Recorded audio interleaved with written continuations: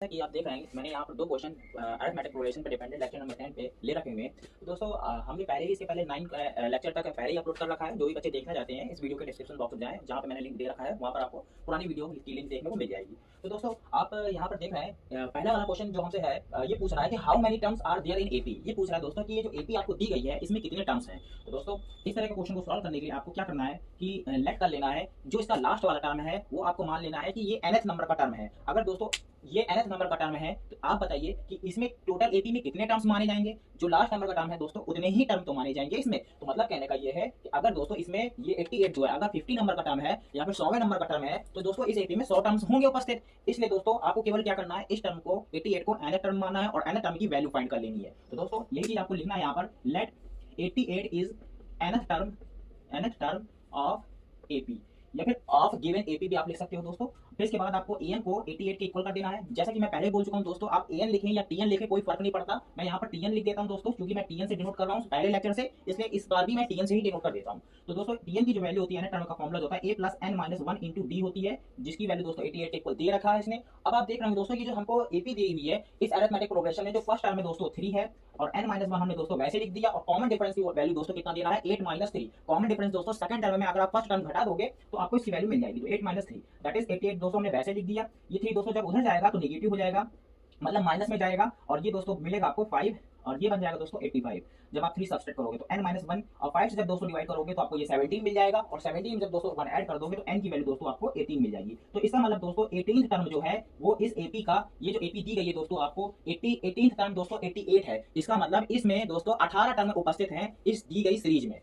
तो आप ये चाहो ये स्टेटमेंट लिख भी सकते हो। और दोस्तों अब हम चलते हैं दूसरे क्वेश्चन की तरफ। Which term of the AP 72 68 64 60 dot dot dot dot is zero. इसका मतलब ये पूछ रहा है दोस्तों आपको एक एपी सीरीज दी गई है और इसका कौन सा टर्म जीरो होगा ये आपसे पूछा जा रहा है। तो इसको कैसे सॉल्व करना है, बिल्कुल सिमिलरली दोस्तों बिल्कुल सेम टू सेम इसी तरह सॉल्व करना है आपको। मान लेना दोस्तों जीरो जो है इसका nth नंबर का टर्म होगा। nth नंबर का टर्म अगर जीरो है दोस्तों तो यहाँ पर आपको लिखना है let zero is the nth term of AP. और दोस्तों जब जीरो आपका nth टर्म है तो nth टर्म की वैल्यू आपको जीरो के इक्वल कर देनी है और जब जीरो के इक्वल कर दोगे दोस्तों तो ये वैल्यू जो है आपकी जीरो के इक्वल चलती चली जाएगी, क्योंकि जहां पर हमने 88 ले रखा था वहां पर इस बार दोस्तों हमको जीरो फाइंड करना है। अब देखिएगा दोस्तों, अब ये जो एपी दी गई है इस एपी में जो पहला टर्म है दोस्तों यहाँ पर 72 दे रखा है इसने। तो आप यहाँ पर ए की वैल्यू जो है फर्स्ट टर्म की वैल्यू 72 पुट कर दीजिए और कॉमन डिफरेंस दोस्तों कैसे निकलेगा, सेकंड टर्म में फर्स्ट टर्म को सब्सट्रैक्ट करके निकलेगा। तो दोस्तों आपको यहाँ पर क्या करना है, केवल 68 में 72 को सब्सट्रैक्ट कर देना है।